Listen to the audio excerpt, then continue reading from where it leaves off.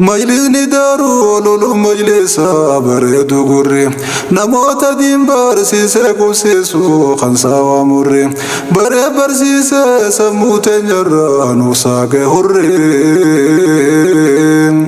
galatoomii sheekha kiyya qaali leenca tawaydaa shee Usmaan Durree. Majlisni daaruu lolu majlisa bareedu gurri namoota diin barsiisee kubsiisu kan saawaa murri baree barsiisee sammuu teenyarraa nu saaqee hurri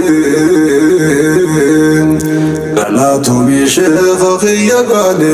leenca tawaydaa shee Usmaan Durree. Yeroo duraa yoo ilmi barachuu mana bahanii jaarsoo dhaqanii quraana lafzii achi baranii achi godaanuun quraana finnaan oloo goraanii hararii fawwaa daa'ii faroomoo yarraan taraanii dhangaggoof garsaa langay qullubbii calaan qorraanii qobboo cehuudhaan harramillee yoo gayan goraanii yakkaa keessatti fegii barachuuf achiis turaanii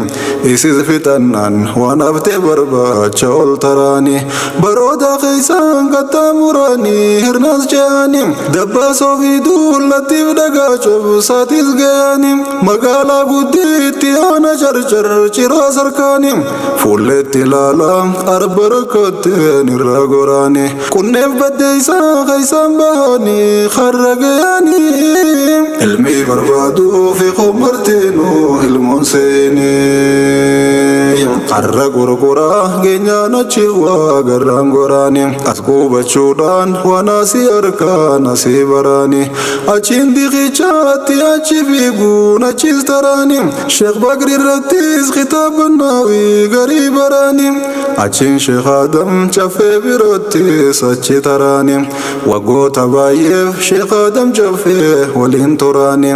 ilmi isaanii waan caaluu isaan irraa baraanii fiqhii fadiisas sirnaan gargardi gandan goraanii buraanaa irraa baasummaa sheeysan carcar turaanii jollummaadhaan daakaniiti guddatan dardaraanii qaamaaf ilmiinis asii guddatan tuntaan daraanii yaa carcarinoo naaf galatoomii kumkum qodhaanii carcar keessaa waan jira fixannaan firraa bahanii boodarra arsiis naawii barachuu janii dhagaanii yaabbiin hin jirtu miilaan adeemoniif cinqaanii qabbaana isii dadhabnaan arsiirraa hisbaanii karaa bahaa deeffatan fakkaattee fuullee isaanii sheekh Ahmad Watar bira barachuu dhayaan isaanii meelaali kottuu ilmi baruuf waan isaan tahanii